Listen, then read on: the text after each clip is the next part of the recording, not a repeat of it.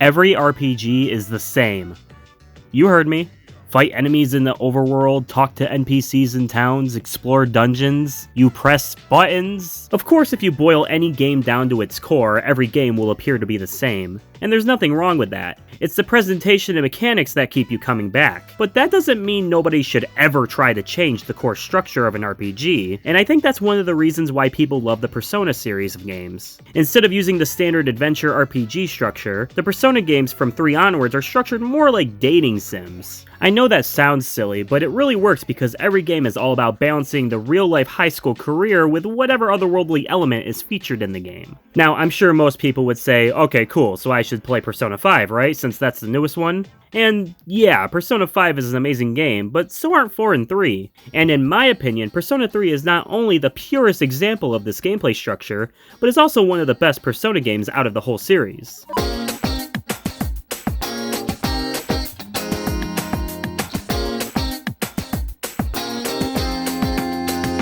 Let's start with some background about the Persona series, and to do that, we gotta talk about the first Persona game, Shin Megami Tensei If. Shin Megami Tensei If is a spin-off of the Shin Megami Tensei series of games that was well received for many reasons, one of which was its high school setting being the major focus of the game. The high school setting being well received was the basis for creating the first Persona game, Revelations Persona. Like SMT If, you play as high school students going through a chaotic event.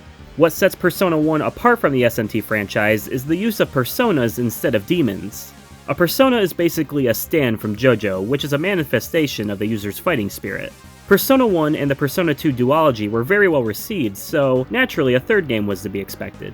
In 2006, 6 years after the second Persona 2 game, Persona 3 was released in Japan, and in 2007 in North America due to delays. Persona 3 would set a new standard for the series, as it would utilize aspects of dating sim games for one half of the game, and a new combat system for the other half of the game. A year after Persona 3's release, a new release that was rebalanced and had added features called Persona 3 FES came out. And given that that's the version you'll find on the PlayStation 3 store and is generally the one people talk about, there's no reason to go back to the original Persona 3. This is the best PS2 version of the game. Alright, the plot of Persona 3. You play as...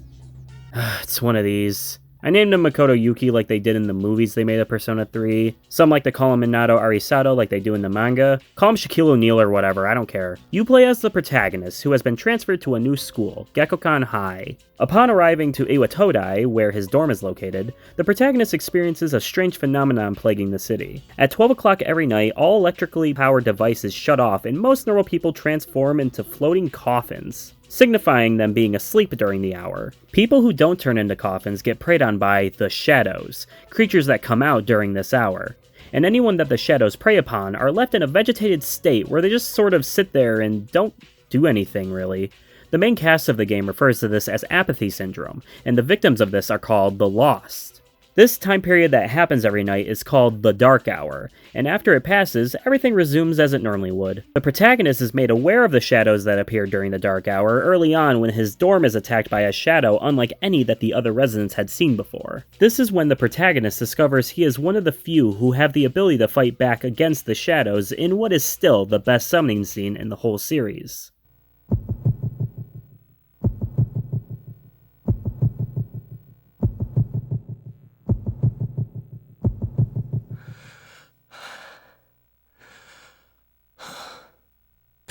Persona.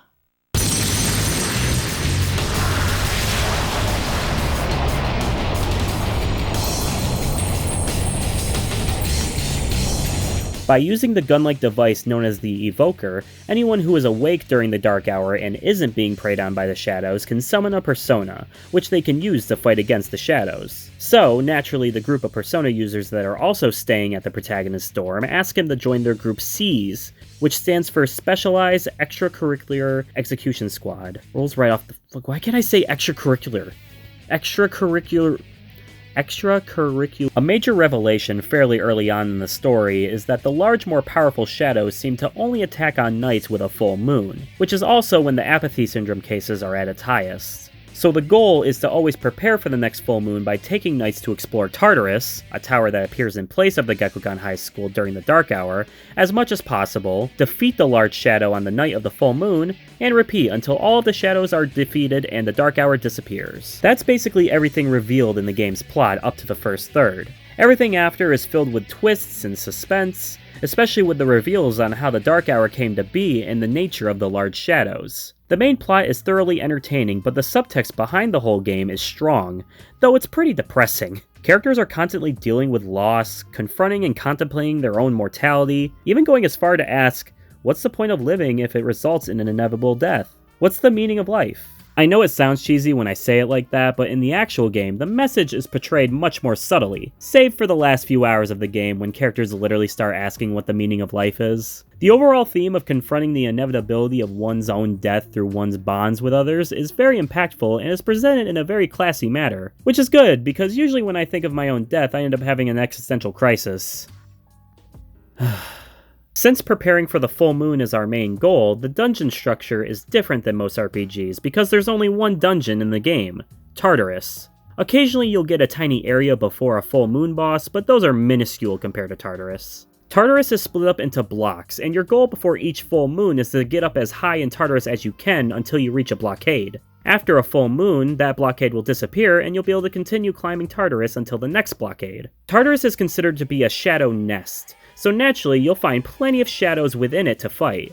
The Persona battle system from 3 onwards works on this one more mechanic. The battles themselves work pretty standardly. You got your attacking options as well as options to not attack or run away. Your Persona skills are what will determine the difficulty of each fight. There are 10 different types of offensive skills, 3 of which are physical and the other 7 are magic based.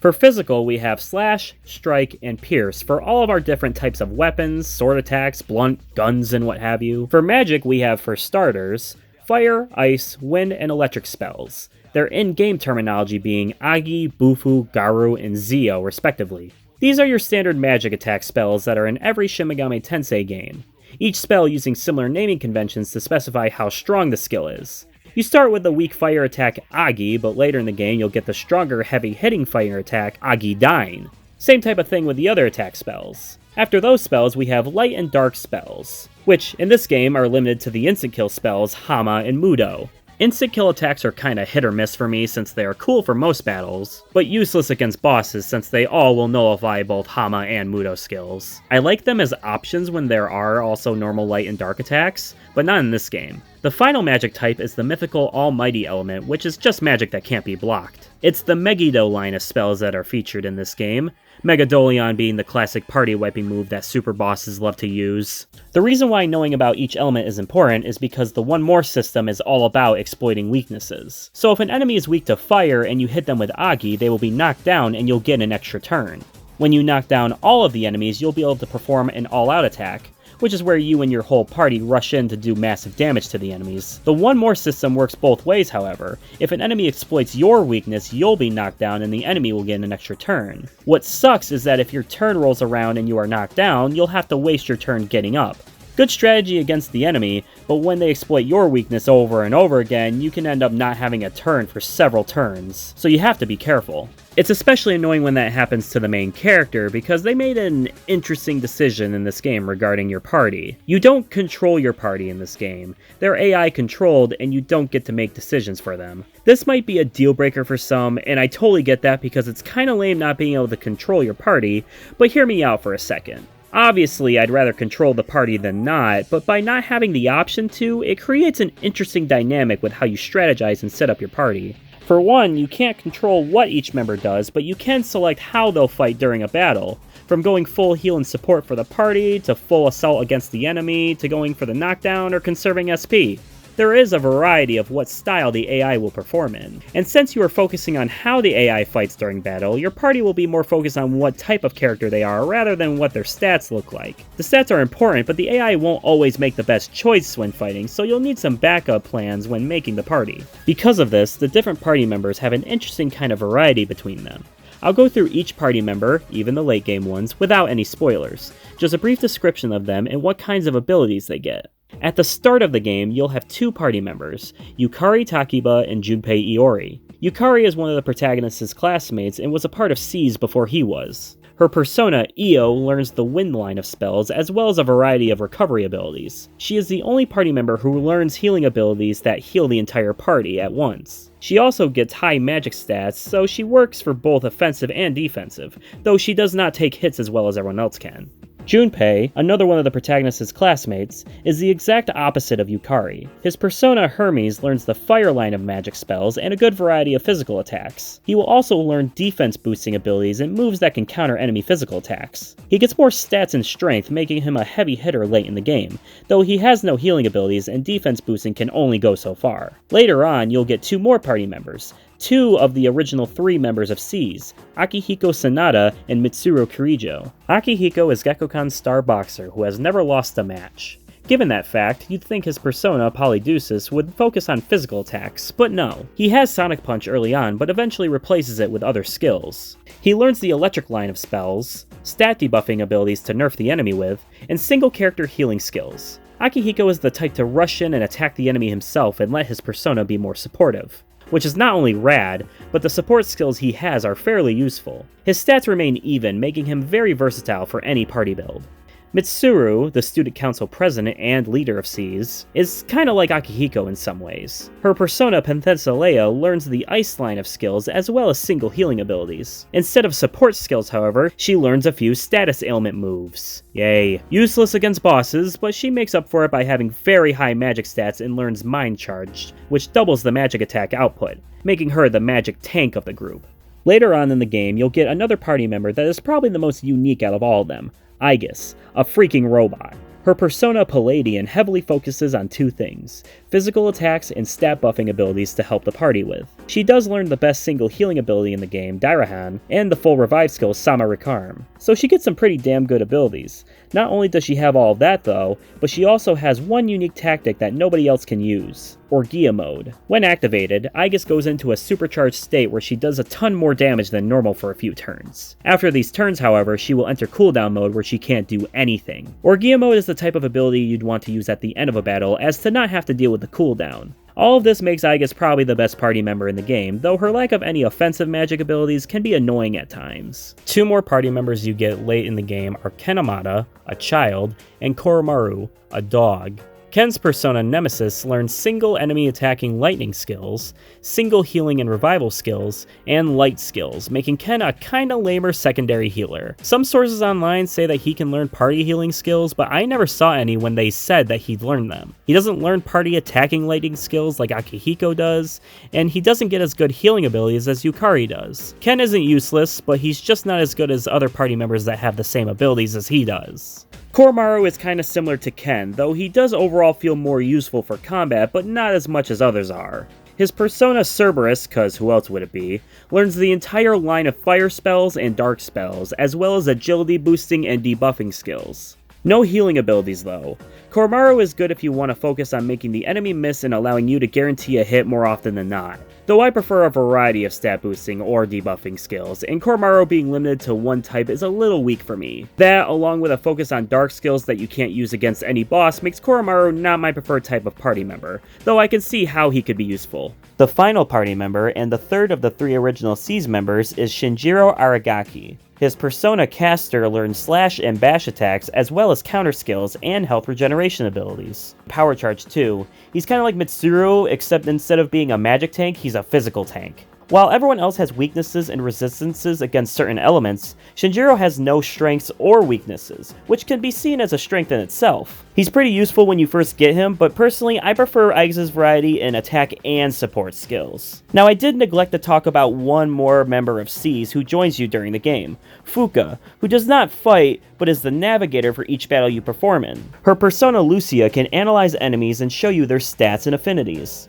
She can also perform Oracle, which is like a chance to fully heal the party. She has a few other minor skills, but she mostly is just a narrator for the battles. Each party member has something unique about them, giving a wide variety of options when deciding what kind of party you want to use during your playthrough. Of course, we have the main character, who has a unique attribute that nobody else has. He can switch personas during battle, making him more versatile than any other character in the game. You start with his base persona, Orpheus, who has a basic set of moves. But after battles, you'll occasionally enter Shuffle Time, where cards will appear for you to select. Sometimes these cards will be new personas for you to use, but generally when you obtain personas this way, you aren't going to use them for battle. You'll use them for probably the most important mechanic in the game. Persona fusion is the art of taking two personas and fusing them to make a new, more powerful persona. Skills from the previous two personas will carry over to the new one, giving you the opportunity to make a persona with a wider variety of skills than what they would initially have. This mechanic is in every SMT game and is what made me fall in love with the franchise. It always gives you a new angle to look at when you're stuck at a boss and gives you a nice long list to fill out during your playthrough. The personas themselves are all just demons from the previous SMT games, all of which are iconic for fans of the franchise. There are personas that have been exclusively created for this game, like Thanatos or Messiah, which fits the game's aesthetic and looks so cool. Now there is one glaring issue with the persona fusion in this game, though it's not really this game's fault, it's more the product of what era of SMT games this came out in. When fusing, you cannot choose the abilities to get carried over to the new persona. This can make fusion a bit more tedious as you'll have to back out a few times, reselect the personas, and hope you get the abilities you want. Reselecting to get one ability isn't too bad, but good luck if there's two or more abilities you want to get on a new persona. Not every persona can get every ability. A fire-based persona can't get ice abilities, but even when its abilities the persona can get, it's near impossible to get every move you want if it's more than one. 2 is doable, but 3 or more? Probably won't happen. That's the hard part about going back to the PS2 era of SMT games. They all do this, and compared to the modern games that let you choose your abilities, it feels unnecessarily dated. Again, not unplayable, just one of those glaring things that remind you that this is still a game of yesteryear. The fusion is still one of the coolest things about the game, and it's directly impacted by the other half of Persona 3. So far, I've only talked about the nighttime segments, but we can't forget about the daytime segments. I don't care if the apocalypse is coming. You got homework to do, young man. Each day in Persona is made up of two halves, day and night. During the day, on every day except for holidays and Sundays, you start the day by going to school. After classes end, you'll have free reign to do whatever you want for the afternoon. 9 times out of 10, you'll end up hanging out with one of the game's many unique characters to progress your relationship with them. Social links are what these are called, and this is the other major mechanic that Persona 3 introduced to the series. Social links work like a dating sim would. After becoming acquainted with a character, you spend an afternoon hanging out with them. While you hang out with them, you'll be given dialogue options that impact your relationship with them. Pick a favorable option and you'll get points towards the next rank of that social link. If you get enough points during the last rank with them, next time you hang out, your social link will rank up again. Pretty straightforward, though there is no way to know or see how many points you have or need for the next rank up. So you'll just have to get as many points as you can and hope for the best, even though not every dialogue choice will net you points. Honestly, I don't blame anyone for looking up a social link guide for this game. It's not impossible to do without one, but a guide would save you time wasted on trial and error. The social links are important because they are what will make Persona Fusion more worthwhile throughout the game. See, every social link is linked to a different tarot card. Every persona is also linked to the same tarot cards as the social links are. So let's say we are rank 5 with the Magician social link. Next time we make a persona of the Magician Arcana, like Jack Frost, then that persona will gain extra XP upon fusion, causing a few level ups. You can imagine how much XP you'll get when a social link is maxed out. Late in the game, this is a godsend for getting stronger personas and extra moves. On the other side of things, if you have a persona of the same arcana as the social link you are doing, any points you get will be little less than doubled when obtained, making it easier when trying to rank them up. There are 22 different social links in the game, 3 of which are automatic, 2 of which are only accessed at night when you don't go to Tartarus, so that leaves 17 social links to go through in the game. And you'll want to rank up every time, since sometimes it's not possible to get enough points in one go every rank. So you'll need extra time to hang out and go on dates with a social link if need be. And with all of that, that still isn't all you have to do before the end of the game. You also have these 3 character stats you need to worry about: Charisma, Courage, and Academics. In order to rank up your character stats, you gotta answer questions right in class, get high exam scores, drink scary medicine at the nurse's office, or, if those aren't enough, find ways to spend your afternoon or night to upgrade your stats. Like social links, these stats require points to rank up, and these ones need a lot of points, especially academics. That won't be maxed out until well after the game's halfway point. Luckily, during the nighttime, you'll find ways to spend time working on those, and since the 2 nighttime social links are easier than the daytime ones, and you can complete an entire section of Tartarus in 1 or 2 nights, you'll have plenty of time to spend at the arcade, coffee shop, or karaoke place working on these. And as long as you don't go to Tartarus, you'll still be able to study before bed. You'll want to max these stats out as quick as you can, because certain social links will require certain stats to be at certain levels or maxed out to start. 3 of which are the 3 female party members that aren't Aigis. Fuka, Mitsuru, and Yukari all require one of those stats to be maxed out to begin. And funny thing is, those 3, along with Aigis, are the only party members you have social links with. Fans of Persona 4 and 5 know that each party member has a social link with the protagonists of those games. Not 3 though, just the girls. While it does make most of the party feel disconnected from the protagonist, their character growth is shown through the main story, and they do get some great scenes. And hey, the social links we do get in their place aren't bad. I'd even say the variety in characters outside of the party make for a nice change of pace from the story. They all fit well with the game's theming of dealing with hardship through the bonds you make with others. And some of these are definitely more lighthearted than others, but there are some very powerful ones here that are some of the best in the series. Now, you can't talk about Persona 3 without mentioning the final release of the game, Persona 3 Portable for the PlayStation Portable. Some consider this the best version of the game, and there are some merits to that opinion, as this version has new features and improvements over the PS2 version. For one, you can control your party members. Instant, huge point for this version. That will always work better than the AI ever could. You still can't choose the skills a Fused Persona gets, but they added the skill card system, which allows you to give a persona a specific ability if you have the card for it. Of course, the fan favorite addition to this version of the game is the female protagonist.